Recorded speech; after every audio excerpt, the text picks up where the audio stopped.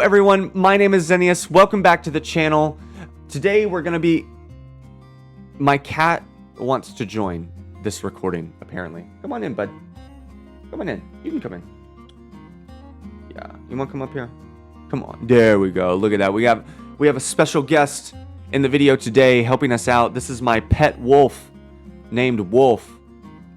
I'm teasing. No, this is my cat, Kit. He's named after Kit Fisto from Star Wars, so if that doesn't make me a nerd, I don't know what will. He is a rescue. We found him in a drain, and he forgot to grow his eyelids, so he's a sweet boy. Sometimes he's a teenager, so he's a little mean and bites, but right now he's being sweet. Normally on rainy days like this, he's sweet, so everyone say hi. Alright, so today we're going to be going over a couple of Yabutu quests. I wanted to do these before we went on to Bedunu. I needed some extra experience, and these are the only two quests outside of the main story of Yabutu where you can get items. So I wanted to make sure that we went over it before we moved on. So we're going to jump right on in. You're leaving Yabutu City to the left, and you're going to talk to this guy right up here. I'm going to see if I can read this. I just put on my glasses, so hopefully... Ah, Xenius, very nice to see. I was hoping you would come one day. Nin told me a lot about your deeds. It has come to my ears that you are even an apprentice of Kojo ninjas. Well done, Xenius. Now tell me, do you want to earn your blue belt? Well, I'd be honored. The honor would be on my side. Now listen well. What lies before you might be the hardest test you have ever had to endure. You will need all your fighting skills and your experience, and you will have to stay really calm under stress. Do you think you are up to it? Yes, Sensei. Fine. Many before you have tried the test, but only a few ever came back. This is your mission. I will give you a very big bell. You will have to carry this bell through the forest here, but make no sound. That means you will have to walk very, very slowly. If the bell rings, the forest spirits are disturbed and they will throw you out of the forest, or kill you, or both. All sorts of mean, wild monsters live in the forest. You will have to fight them, but without moving too fast, or else the bell rings and you will get kicked and killed. Yes, kicked and killed, in any order. Anyway, at the end of the forest is a shrine where you will have to use the bell and ring it. If I hear the bell from the shrine, I will know you have made it. And wait there with your blue belt. Are you ready?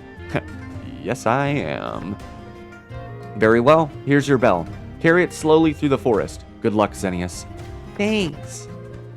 So you have this bell in your inventory for the entirety of this quest, and the goal is to not ring it. So I kept this part in because I wanted you to see how specific I'm being.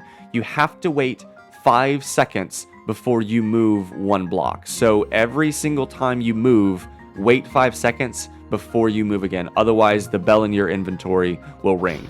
So you'll see over here to the right, that big brown little bell looking thing is in my inventory.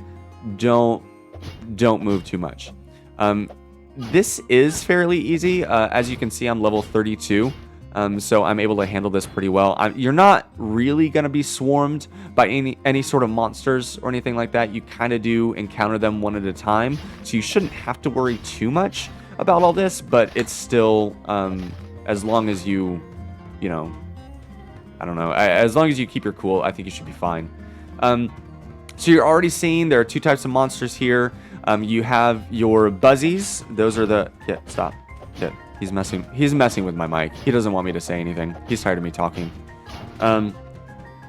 As you can see, there's the little buzzies. They're the flying... Well, flies that are flying around. And they are afraid of fire. So I have a fire weapon right up there. You also have your longs, which are the red dragon looking things that we're encountering as well. And they are afraid of ice. So I also have an ice ruin as well while I'm walking around. So I would carry one of each. I think you can hit them with a hit weapon if you want, but I prefer to really go for their weaknesses. Also, it just kind of feels cool to switch weapons while you're, in the middle of combat. So I would keep that. I don't know if there is another way through this maze. I'm just kind of making my way through it as I'm seeing fit. So as I'm coming through the maze, I'm seeing where I can go. But if you can find a different way through it, feel free.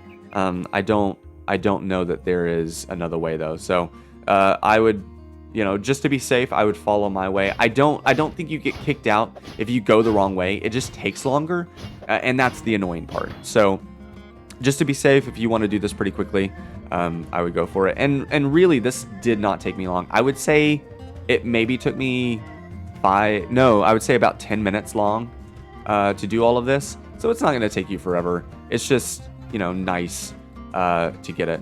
And this is also something that, sorry, Kit just laid down on my hand. So I don't know how I'm going to stop recording this video. So we're stuck here, guys. We're going to be recording this one forever. I'm kidding. This item is available for wizards and warriors, so don't worry about this being class specific. Feel free to do it if you want it. You get a blue belt. You get blue belt pants at the end of this, which I think is interesting because at the end of the main quest, you get a black belt. Sorry about that. At the end of this quest, you get a black belt. And I don't know karate that well. Okay, so here is where you're going to ring the bell, and then you come back to this guy. Well done, young student. I'm very impressed. After all that training, I'm very happy to be able to grant you the title of Kyo the Exploding Fist and give you the blue belt. May you always use your art for good, and may you never forget where you came from. Farewell. Okay, the next quest we're going to do is we're going to go up north, and it's called Tiharakatana. And this character right here will give you a katana. Another customer. Do you want a new katana? Well, now that you mention it, yeah, I don't know. Thought as much. Listen, I can make you a katana, but I have no more ore. Or have I? Nope, all gone. You would need to find me 5 sacks of katana ore. I can smite you a very sharp katana, but be careful, it will wear out after some time. Do you know where to find iron ore?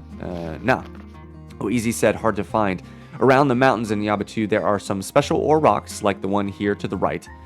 They look as if there is a fine line of gold on them, but it's iron.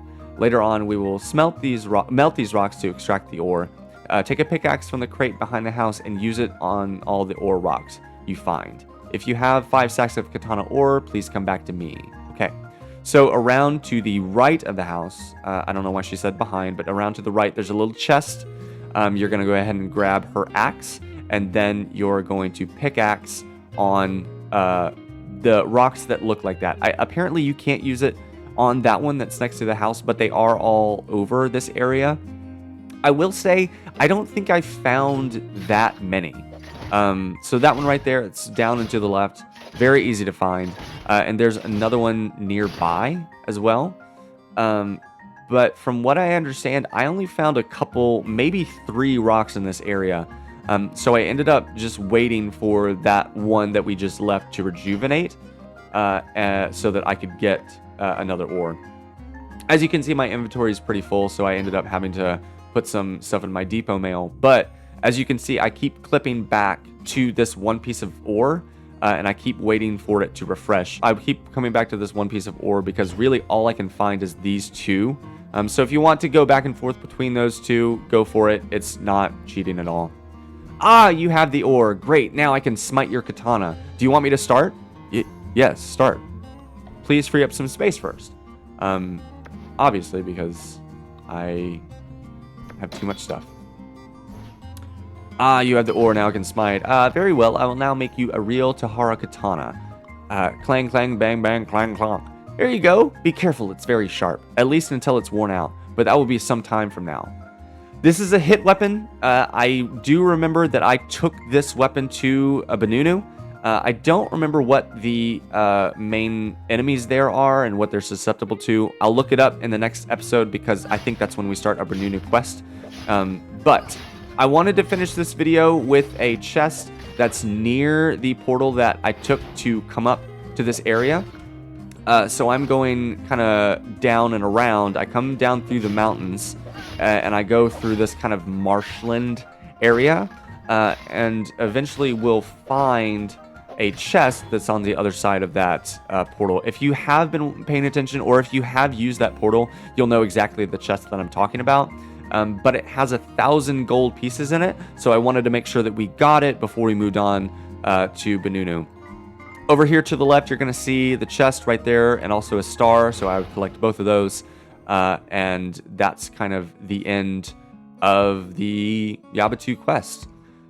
So as I was saying, those 2 quests, they're very easy. They're the only normal quest outside of the main story of Yabutu where you can get items. It's also a great way to get experience. I wanted to get that experience before we moved on, because I probably will include it at this point in the video, but Benunu kind of kicks my butt, not gonna lie. I did end up dying once I was there pretty quickly. Not gonna lie, it was within the first couple of quests, so I really wanted that experience before we moved on, and it still wasn't enough. So I would recommend farming before you move on, or something to get that experience up. I think it's very important that you do. So thank you so much for watching. Let me know if you have any comments or questions. Leave them down below, and I will see y'all in the next episode. Bye-bye.